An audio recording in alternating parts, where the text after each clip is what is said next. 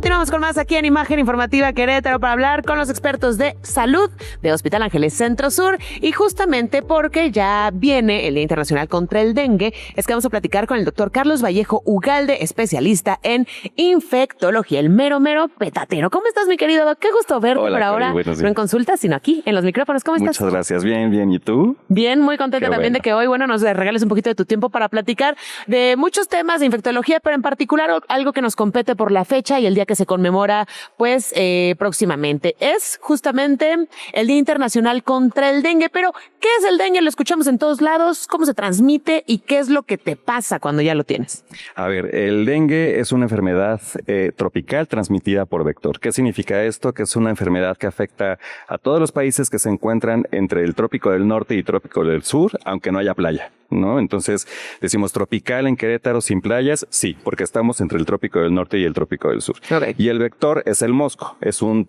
mosco específico que se llama Aedes aegypti, que transmite el virus del dengue. Esto significa que no se transmite de humano a humano, es una enfermedad muy frecuente en México por la zona geográfica en la que estamos. Entonces, la mera banda que mencionas. ¿No? Y no todos los moscos van a tener el virus del dengue, solamente este tipo de mosco en específico. Entonces, cuando nos llega a picar este tipo de mosco... ¿De dónde sale el dengue? Pues es antes de que nos lo transmite el mosquito. Es un virus que se ha transmitido desde muchas zonas del mundo. ¿Entre humanos o entre también especies? Pues el humano es el receptor y el que puede conservar el virus, y el mosco lo va transmitiendo entre personas, ¿no? Ahora, es bien importante reconocer que el mosco es el que transmite, no el humano es el que está transmitiendo, pero el reservorio va a ser el humano, ¿no? Por eso es bien importante que nosotros lo que tenemos que hacer es erradicar el vector, ¿no? El vector es el mosco. ¿Cómo vamos a lograr esto? Lo más importante es que debemos de tener los espacios donde puede vivir el mosco o los huevecillos de los moscos, los tenemos que erradicar. ¿Cuáles son estos espacios? Habitualmente son reservorios con agua, donde viven los huevecillos del mosco, por ejemplo, los floreros en los panteones, las llantas abandonadas en algún lugar que tiene este espacio con un huequito donde guarda un poco de agua y que además hay humedad, hay un poco de calor, ahí se almacenan muchos huevecillos. O los tinacos que no tienen tapaderas, o alguna cubeta que está abandonada en el techo. Esos son los lugares donde pequeños espacios donde se acumula agua y no se mueve, ese estanque. Ahí es el nido perfecto para los mosquitos. Y entonces viene la temporada de lluvias, se almacenan agua y líquidos por todos lados, y llega un mosquito que no vuela muy lejos, o sea, puede volar hasta 10 metros, ¿no?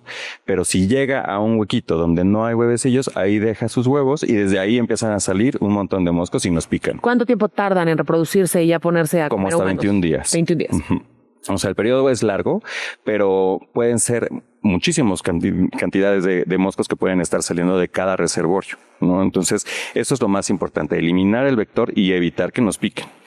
Ahora, cuando nosotros nos pica un mosco, el periodo de incubación puede ser de hasta 7 a 10 días, ¿okay? Lo primero con lo que vamos a empezar es con una fiebre súbita. O sea, de repente estamos bien y al día siguiente estamos mal, con fiebre. Dolor de cabeza, dolor atrás de los ojos, dolor de los músculos, de las articulaciones. ¿Como cuerpo cortado? Cuerpo cortado, es como una gripa, ¿no? Pero a diferencia de la gripa, aquí no hay escurrimiento nasal, no hay dolor de garganta. No hay tos. No hay tos.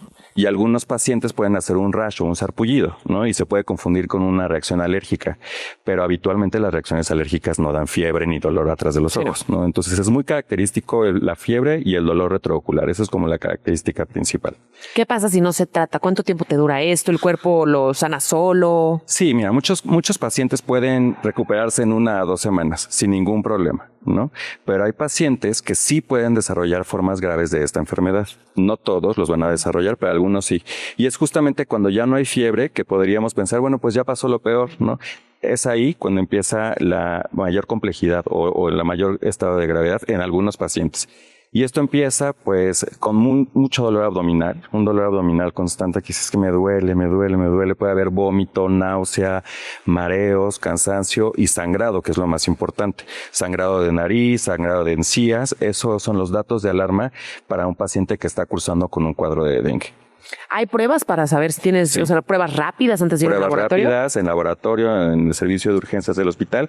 Llegas, te hacen una prueba rápida y sabemos si se confirma el diagnóstico de dengue, y además se estratifica el grado de severidad, porque podemos ver qué tanto está alterando otras funciones de los otros órganos, ¿no? Doc, ahora quiero preguntarte, siempre escuchamos que el dengue pues también se relaciona con otras enfermedades similares que también son transmitidas por el mosquito, como el Zika o el chikungunya. ¿Cuál es la diferencia del dengue con las otras dos? Mira, dengue es endémico de nuestro país. Zika vive mucho en áreas como más específicas de América del Sur, ¿no? Y chikungunya, la característica es que no hay mucho dolor retrocular, pero le dicen la quebrantahuesos. Oh.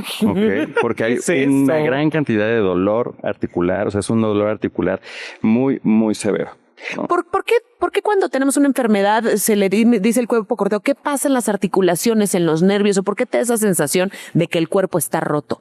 Es una inflamación. Por el estado de inflamación sistémica y generalizada que afecta a todo el cuerpo, o sea, desde la punta del pelo hasta el último dedo, ¿no? Entonces, es por el estado grave de inflamación.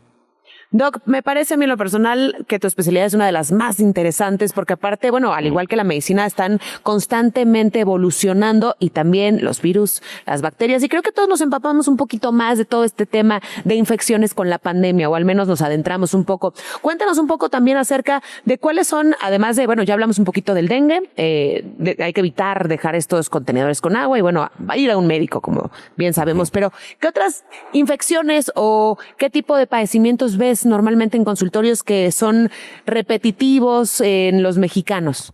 Pues mira, yo creo que aparte de en los mexicanos, en la población en general, la consulta de infectología vemos muchas veces infecciones de tracto urinario recurrente, enfermedades graves de pacientes hospitalizados, que habitualmente es donde más nos involucramos, en pacientes complejos de hospital, en pacientes que tienen infecciones virales como enfermedad por VIH, hepatitis B, hepatitis C, tuberculosis. Estas son como el área fuerte de las infecciones, ¿no? Infecciones graves, complejas, como infecciones de hueso, de cerebro o gastrointestinales que puedan tener alguna repercusión en un paciente frágil, ¿no? Particularmente. Que lo que dices me llama mucho la atención. A ver, normalmente tienes algún proceso bacteriano o viral en el cuerpo, te dan algún, pues sí, medicamento, un antibiótico, pero ¿qué pasa con una persona inmunodeprimida? Uh-huh. ¿Cómo tratas a una persona que su sistema ya está muy debilitado porque aparte está teniendo un tratamiento de alguna otra cosa como el cáncer que mencionabas o VIH, por ejemplo?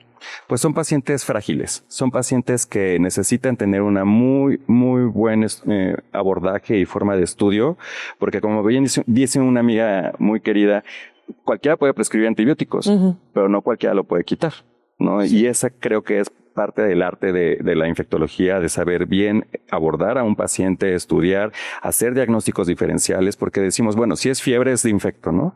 Pero no siempre todas las fiebres son de infecto. O no todas las personas tienen fiebre. O no todas las personas pueden desarrollar fiebre. Esta población que tú me dices, que son pacientes anérgicos o personas que ya no tienen como un sistema vigoroso, muchos de ellos no hacen fiebre y están infectados, ¿no? Y entonces ahí es donde decimos, bueno, pero no mejora y no mejora y no mejora. Hay que involucrar al servicio de infectología para que entonces podamos hacer un abordaje pues con otra visión y ver qué más podemos ofrecer a estos pacientes. ¿Las mujeres embarazadas se consideran también del grupo frágil o vulnerable? No precisamente. ¿O cómo tratas a una mujer embarazada? Es que el embarazo es una condición per se que va a bajar un poquito las defensas, ¿no? ¿Por qué pasa esto en las mujeres embarazadas? ¿Por qué se inmunodeprime un poquito el sistema? Es fisiológico. Esa inmunosupresión es fisiológica, es decir, es normal o es esperada, pero es para que el cuerpo de la mujer embarazada no reconozca el embarazo como algo ajeno. No, porque ¿qué pasa muchas veces cuando tenemos un implante y lo estamos rechazando? Se inflama y es como que el cuerpo lo quiere expulsar. Extraerse. No, expulsar. Expulsarse. Y entonces el embarazo lo que hace es bajar un poquito esas defensas para no expulsar el embarazo y que se pueda llevar a término, pero en esa supresión también se hacen más susceptibles a infecciones de tracto urinario, a bacteriuria sintomática, a enfermedades gastrointestinales, a enfermedades respiratorias, y entonces por eso pasa eso en las mujeres embarazadas. Yo le voy a dar ahora un cambio radical porque yo conocí al doctor Vallejo justamente por esta diarrea explosiva que primero empezó en Estados Unidos por el mal lavado de verduras y el mal manejo de alimentos por contaminados por contenido fecal, hay que decirlo así, y que bueno, en México no se había dado a conocer como algo oficial, pero empezó a correrse y yo fui de los pacientes también primerizos y embarazada, imagínense.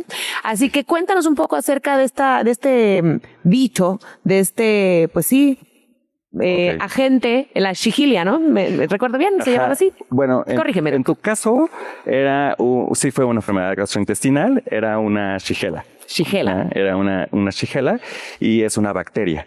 La diarrea explosiva es por un parásito que se llama Cyclospora cayetanensis, que sí está circulando. Hay casos, incluso en este hospital hemos diagnosticado varios pacientes con ciclosporiasis y que tienen una muy buena respuesta al tratamiento antiparasitario. En el caso tuyo fue una bacteria, requirió antibiótico y bueno, pues al parecer ya hemos superado ese cuadro. Sí, sin duda alguna, eso, gracias a Dios. Oye, Doc, pero a ver, entonces cuéntanos un poquito acerca de qué es lo que está pasando, porque cada vez más gente menciona que trae estas afectaciones de vómitos, diarreas, dolores punzantes en el estómago, de lo mismo que hablamos, ¿no? Que ahorita empiezan a aumentar estos pacientes aquí en el hospital también y en México en general. ¿Cómo se transmite? ¿Qué es lo que decías, cayetanensis? Y bueno, ¿cómo se trata? ¿Es riesgoso? Mira, la ciclosporiasis es una parasitosis, es decir, es una infección parasitaria. Efectivamente es por transmisión fecal oral, ¿no? Es decir, alimentos contaminados con heces o algún mal procesamiento de las verduras o del agua. El tratamiento es sencillo, o sea, relativamente sencillo. Hay primera línea, segunda línea. Además hay que tratar la diarrea, que se utiliza con antidiarreicos que no tienen que ser de los que detienen el tránsito intestinal, sino otro tipo de antidiarreicos. Y habitualmente no se complican, ¿no? O sea, es muy raro que un paciente con ciclosporiasis se vaya a complicar. Sí puede haber complicaciones, pacientes que se perforen del intestino o que por complicaciones de la deshidratación propia desarrollen alguna otra complicación. Otro cuadro. No, otro cuadro. Pero no suele ser lo habitual si se trata a tiempo. Lo más importante es diagnosticarla, porque si no sabemos contra qué nos estamos defendiendo, no podemos dar un tratamiento adecuado. ¿No? Entonces ahí, cuando haya personas que tengan un cuadro compatible con diarrea explosiva, lo que yo siempre les digo es, hay que hacer estudios antes de iniciar un tratamiento empírico sin saber realmente cuál es el motivo, porque si no vamos a estar fallando primer tratamiento, segundo tratamiento, y es una vuelta, dos vueltas, tres vueltas, y es tiempo. Y hace resistencia. Y además, si estamos utilizando antibióticos, en esta época ya vemos pacientes que son muy resistentes a muchos antibióticos, ¿no? Y entonces no queda más que opciones de manejo intrahospitalario. Regáñanos, Doc, porque eso lo hacemos mucho. Nos empezamos a sentir tantito bien. No, que a ver, medicamentos 7 días, ya voy en el quinto y tengo evento el fin de semana y entonces pues me siento bien, lo corto. No. O sea, regáñanos. Sí es bueno completar el tratamiento. Ya se está usando esquemas más cortos. Antes usábamos 7 días, 14 días, 21 días de tratamiento, ¿no? Ahorita hay estudios que nos demuestran que hay para ciertos cuadros clínicos esquemas cortos de tratamiento con efectividad igual que esquemas más largos. Y eso es más fácil para el paciente porque lo pueden completar mejor, tienen menos efectos adversos, es más barato, etcétera. Pero si el médico les prescribe 5 o 7 días, hay que completarlo porque si no las bacterias particularmente van a conocer el antibiótico, van a desarrollar resistencia y entonces nos vamos a ir quedando con menos opciones de tratamiento por si algún día más adelante se reinfectan, ¿no? Y entonces tenemos que utilizar antibióticos más caros, de mayor espectro, con mayor complicaciones. Platícanos por último, Doc, ¿qué tanto somos los mexicanos o qué tan buenos somos en los hábitos del manejo de los alimentos? Porque comemos mucho en la calle, luego no somos muy cuidadosos, comemos hasta en lugar donde mientras más mugre, más rico sabe. Real. Mira, la verdad es que... ¿Cuántos pacientes viven enfermos de colitis, que tengo gastritis, que tengo reflujo, que tengo muchísimo gas, que de repente diarrea, de repente estreñimiento? Y esto es porque seguramente hay algo adentro que vive acompañándonos. Sí, y que están acostumbrados a vivir con ellos y que no lo quieren buscar, ni siquiera ven si tienen helicobacter, si tienen algún parásito, etcétera.